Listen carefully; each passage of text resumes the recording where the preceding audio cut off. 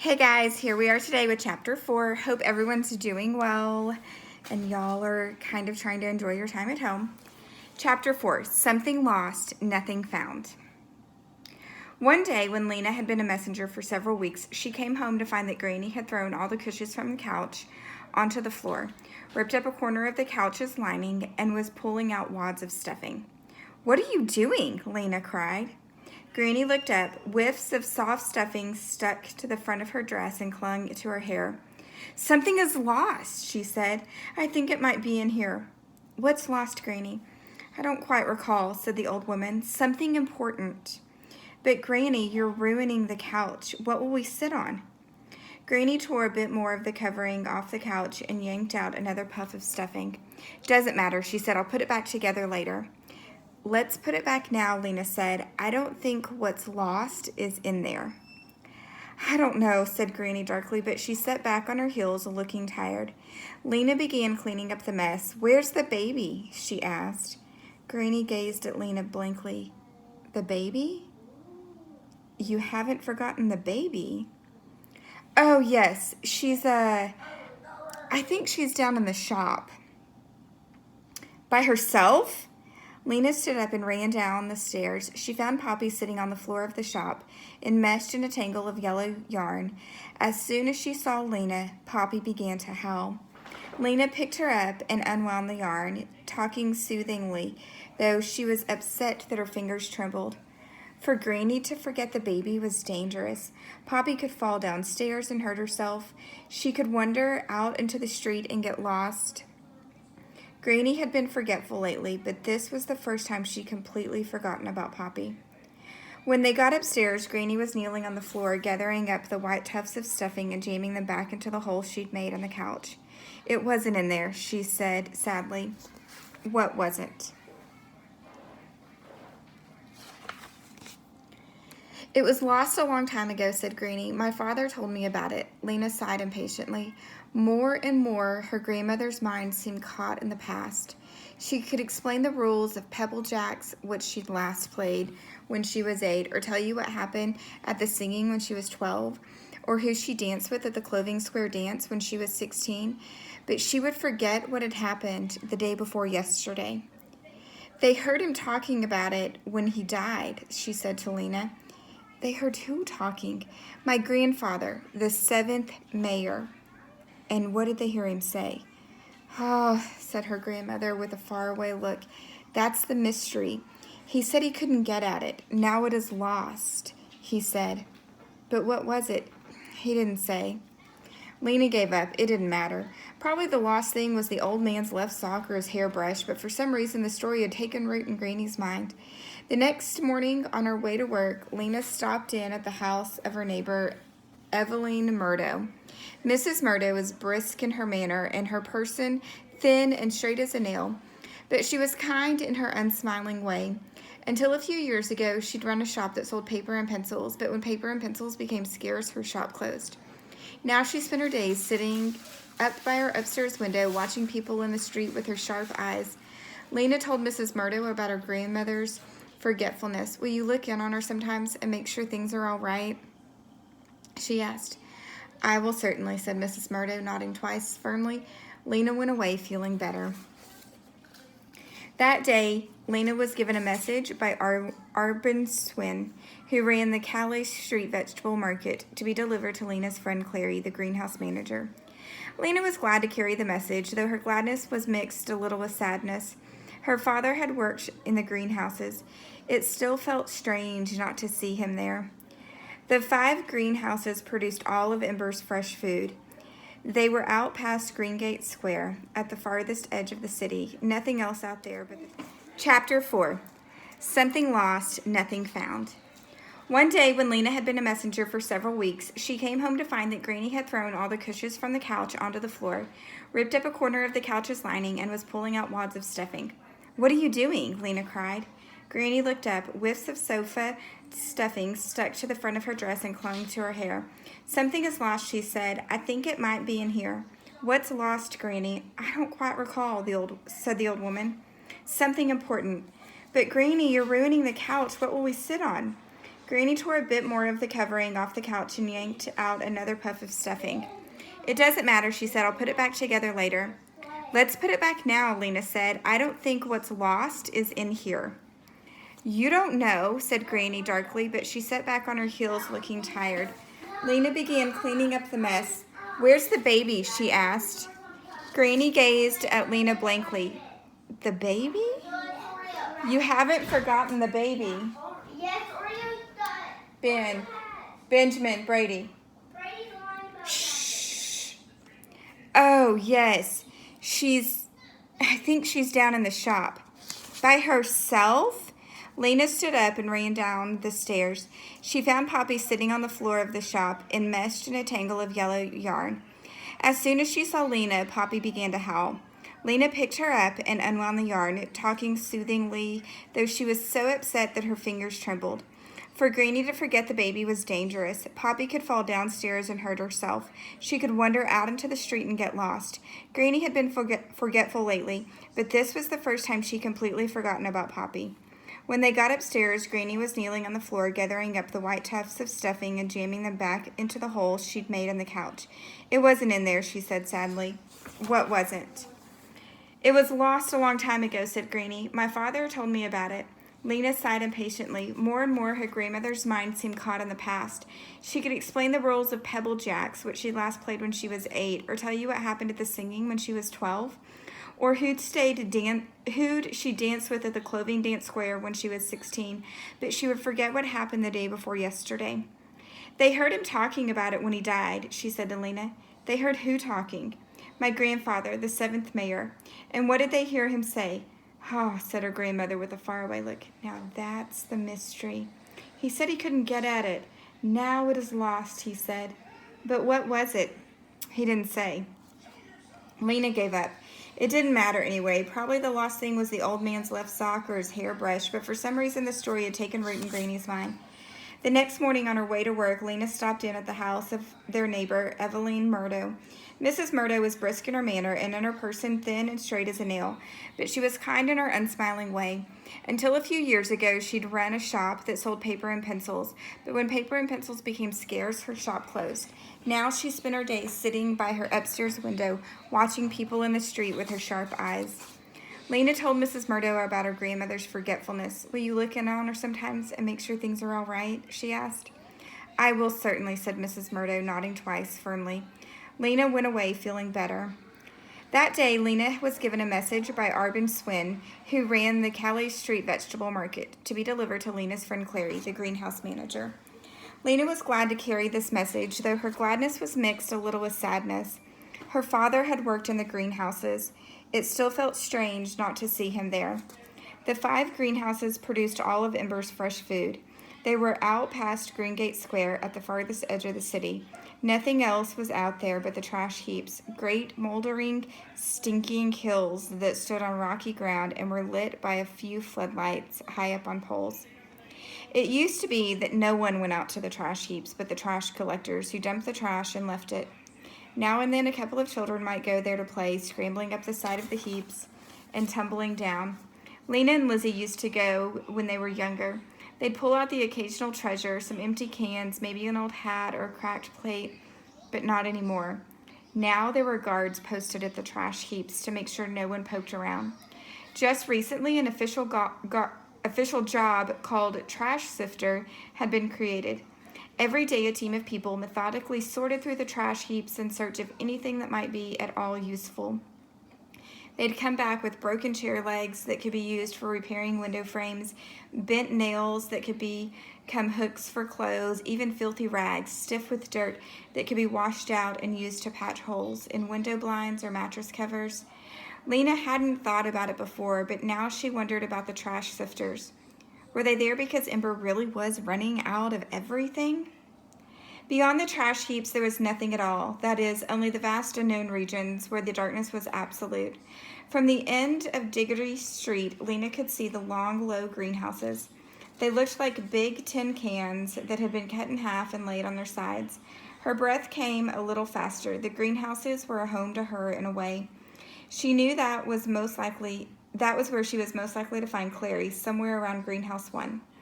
where the office was, so that was where she headed first.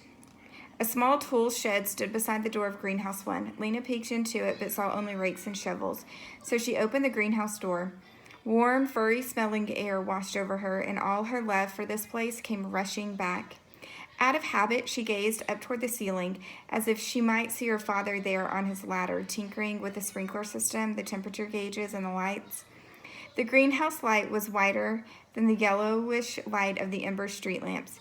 It came from long tubes that ran the length of the ceiling.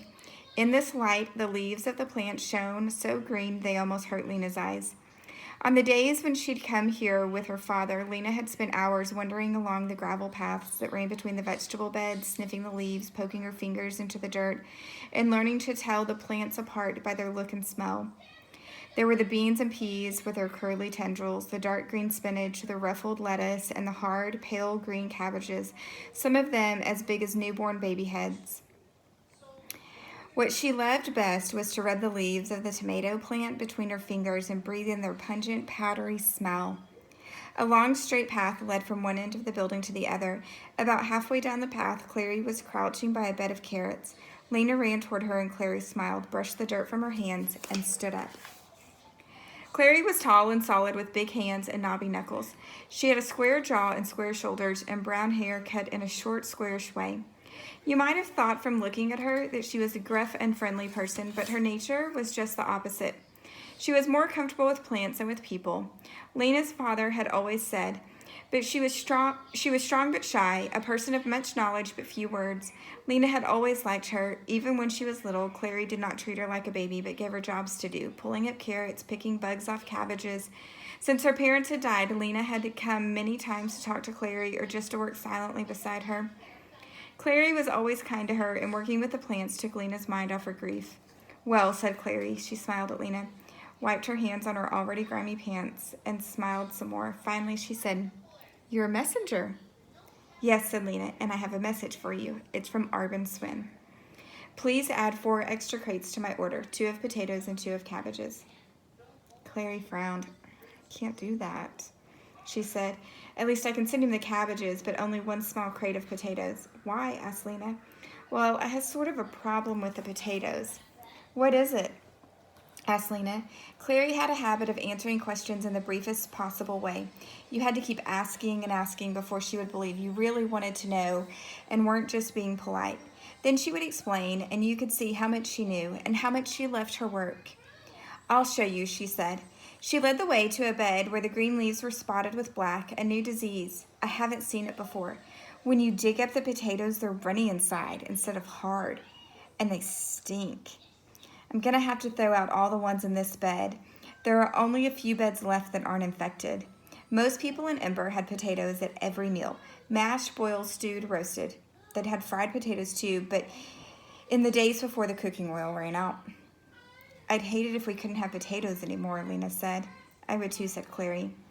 They sat on the edge of the potato bed and talked for a while about Lena's grandmother and the baby and the trouble Clary was having with the beehives and about the greenhouse sprinkler system. "It hasn't worked right since," Clary hesitated and glanced sideways at Lena. "For a long time," she said. She didn't want to say since your father died, and Lena understood that. She stood up. "I should go," she said. "I have to take Arbin Swin the answer to his message." "I hope you'll come again," said Clary. "You can come whenever. You can come any time, Lena." Lena said thank you and turned to go. But just outside the greenhouse door, she heard running footsteps and a strange, high, sobbing sound. Or rather, she heard sobs, and then a wail, sobs, and then a shout, and then more sobs getting louder. She looked back toward the rear of the greenhouses, toward the trash heaps. "Clary," she called. "There's something." Clary came out and listened too. "Do you hear it?" "Yes," said Clary. She frowned. "I'm afraid it's someone who..." She peered toward the crying noise. "Yes, here it comes." Her strong hand gripped Lena's shoulder for a moment. "You'd better go," she said. "I'll take care of this." "But what is it?" "Never mind, just go on." But Lena wanted to see. Once Clary had walked away, she ducked behind the tool shed from where she watched. The noise came closer, out beyond the trash heaps. A figure appeared. It was a man running and stumbling, his arms flopping. He looked as if he was about to fall over, as if he could hardly pick up his feet. In fact, as he came closer, he did fall. He tripped over a hose and crumpled to the ground as if his bones had dissolved. Clary stooped down and said something to him in a voice too low for Lena to hear. The man was panting. When he turned over and sat up, Lena saw that his face was scratched and his eyes wide open in fright. His sobs had turned into hiccups. She recognized him. It was Sag Merrill, one of the clerks in the supply depot. He was a quiet, long-faced man who always looked worried. Clary helped him to his feet. The two of them came slowly toward the greenhouse, and as they got closer, Lena could hear what the man was saying. He spoke very fast in a weak, trembling voice, hardly stopping for breath. Was sure I could do it. I said to myself, just one step after another. That's all, one step after another. I knew it would be dark. Who doesn't know that? But I thought, well, dark can't hurt you. I'll just keep going, I thought. He stumbled and sagged against Clary. Careful, Clary said.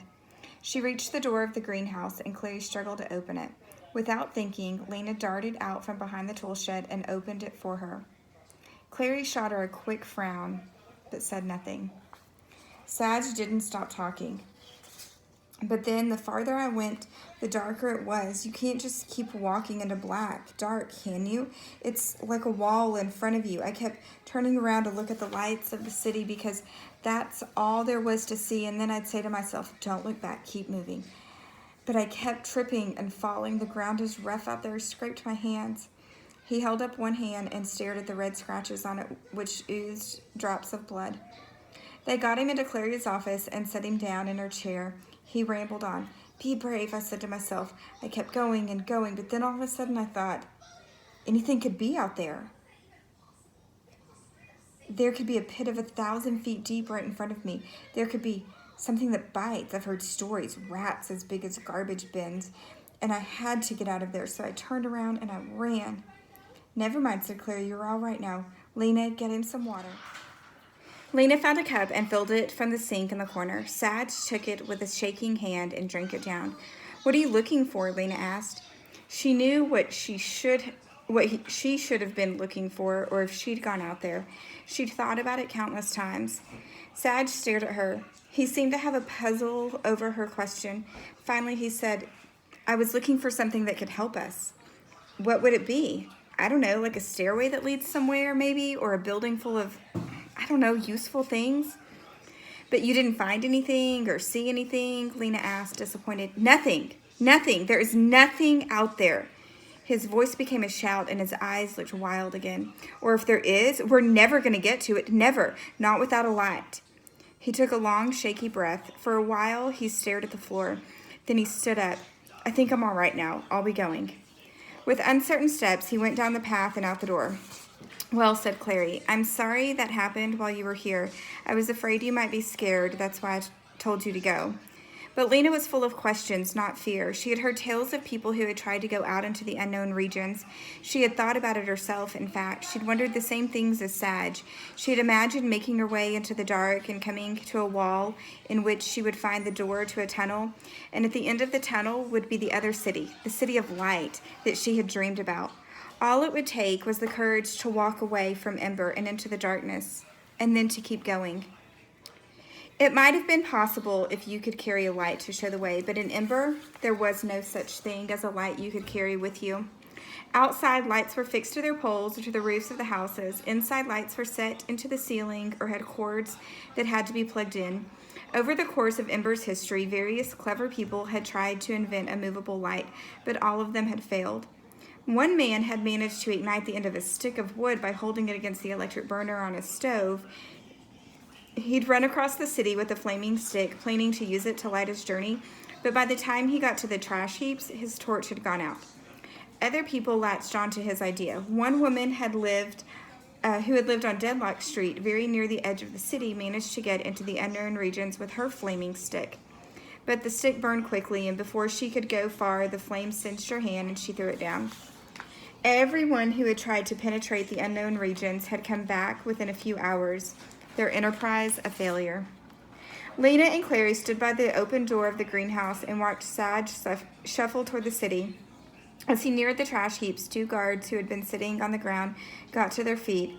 They walked over to Sag, and each one of them took hold of one of his arms. Uh-oh, Clary said. Those guards are always looking for trouble. But Sag hasn't broken any laws, said Lena.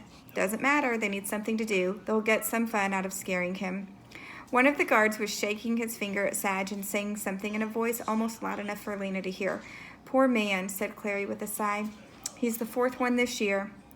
The guards were marching Sag away now, one on either side of him. Sag looked limp and small between them.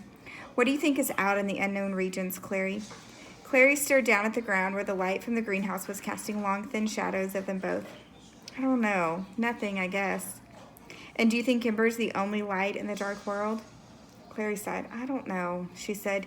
She gave Lena a long look. Her eyes, Lena thought, looked a little sad. They were a deep brown, almost the color of the earth in the garden bed. Clary put a hand in her pocket and drew something out. Look, she said. In the palm of her hand was a white bean. Something in this seed knows how to make a bean plant. How does it know that? I don't know, said Lena, staring at the hard, flat bean. It knows because it has life in it, said Clary. But where does life come from? What is life? Lena could see the words were welling up in Clary now. Her eyes were bright, her cheeks were rosy. Take a lamp, for instance. When you plug it in, it comes alive in a way. It lights up. That's because it's connected to a wire that's connected to the generator, which is making electricity. Though, don't ask me how. But a bean seed isn't connected to anything. Neither are people. We don't have plugs and wires that connect us to generators. What makes living things go is inside them somehow. Her dark eyebrows drew together over her eyes. What I mean is, she said firmly, something is going on that we don't understand. They say the builders made the city, but who made the builders? Who made us? I think the answer must be somewhere outside of Ember. In the unknown regions? Maybe, maybe not, I don't know. She brushed her hands together in a time to get back to work way. Clary, said Lena. Lena, quickly, here's what I think. Her heart sped up. She hadn't told this to anyone before. In my mind, I see another city. Lena watched to see if Clary was going to laugh at her or smile in that overly kind way. She didn't, so Lena went on. It isn't like Ember. It's white and gleaming. The buildings are tall and sort of sparkle. Everything is bright, not just inside the buildings, but all around them too, even up in the sky. I know it's just my imagination, but it feels real. I think it is real. Clary said, and then she said, where would such a city be? That's what I don't know, or how to get to it. I keep thinking there's a door somewhere, maybe out in the unknown regions, a door that leads out of Ember, and then behind the door a road. Clary just shrugged her shoulders. I don't know, she said. I have to get back to work, but here, take this. She handed Lena the bean seed, took a little pot from a shelf, scooped some dirt into it, and handed the pot to Lena. Stick the bean in here. Water it every day, she said. It looks like something, like a little white stone, but inside it, there's life. That must be sort of a clue, don't you think? If we could just figure it out. Lena took the seed in the pot. Thank you, she said. She wanted to give Clary a hug, but didn't, in case it would embarrass her. Instead, she just said goodbye and raced back toward the city. Okay, guys, so in this chapter, we see some tough questions come up. So think about those tough questions and think about what internal conflict that Lena is having, and then what conflicts are happening in the city of Ember.